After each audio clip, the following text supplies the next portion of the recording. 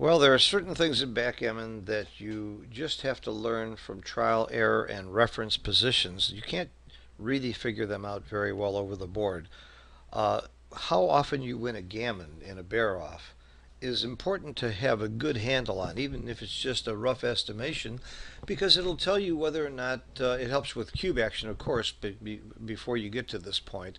But it also helps quite a bit in making your bear-off decisions when you know what your odds are of winning gammons compared to your odds of maybe taking a risk and losing the game, or whether or not you should be bearing off more aggressively and even taking more chances on leaving shots. So this is a very, very common, typical, well-known position. Uh, Blue's board isn't crashed. It's sort of in the middle. Red's got what we call a perfect bear-off.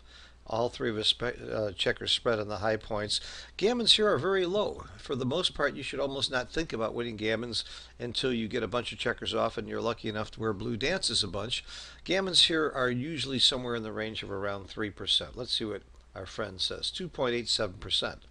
And a second checker back, almost always this is going to put you in the 40 percentile range. Exactly where it is depends on where his checkers are and your checkers are.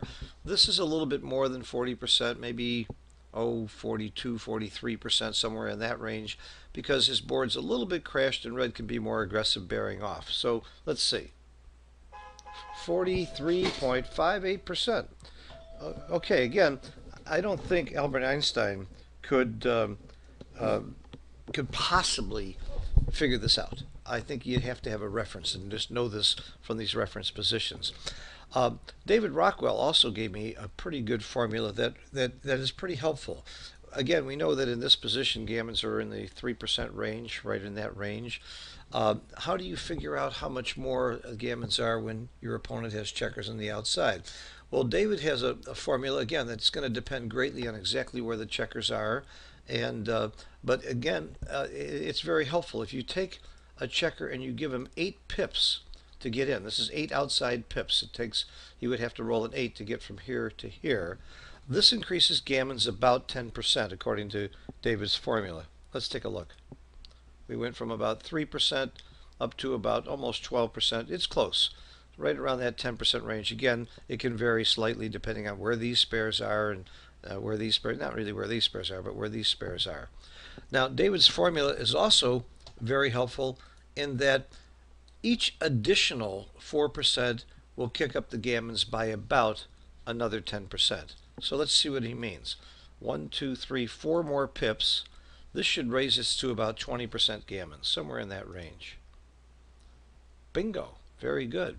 And each additional 4 pips is about another 10%. So I can put another checker here to add 4 pips, or I can move this checker back and that's 4 more pips, or I can move this checker back and that's 4 more pips. And almost no matter what I do, it's going to be right around that 30% gammon level. That was perfect here. Let's try doing this. See what the gammons are. Pretty darn close to 30%. Let's put this back here. Let's take another checker from here and put it out here. There's another 4 pips now. Wow, pretty close. Not bad. 4 more pips should make it 40%. Pretty close. So there you have it. Learn the basic reference positions. Use David Rockwell's magic theory about the first 8 pips is about 10%, and add another 10% for every 4 pips, and you can make a pretty good estimation on gammons on positions like this, which will help you greatly in the bear-off.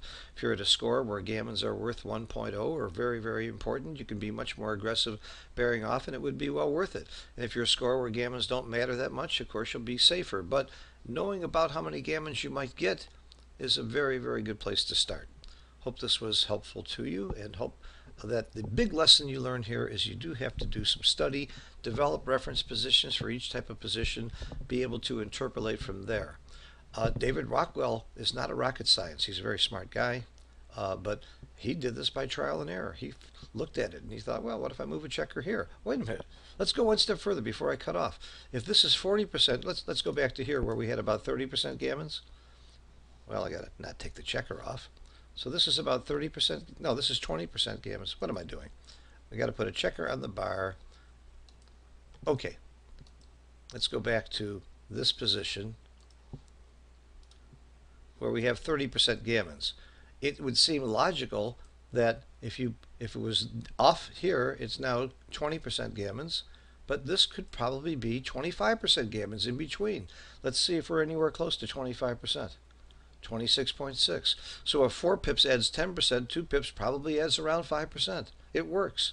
So you can develop some good logical thinking, and it's not always going to work that beautifully in every kind of position, but by playing with it, you can come up with a pretty good estimate that here the gammon odds are somewhere in the range of 25% just by using Rockwell's formula.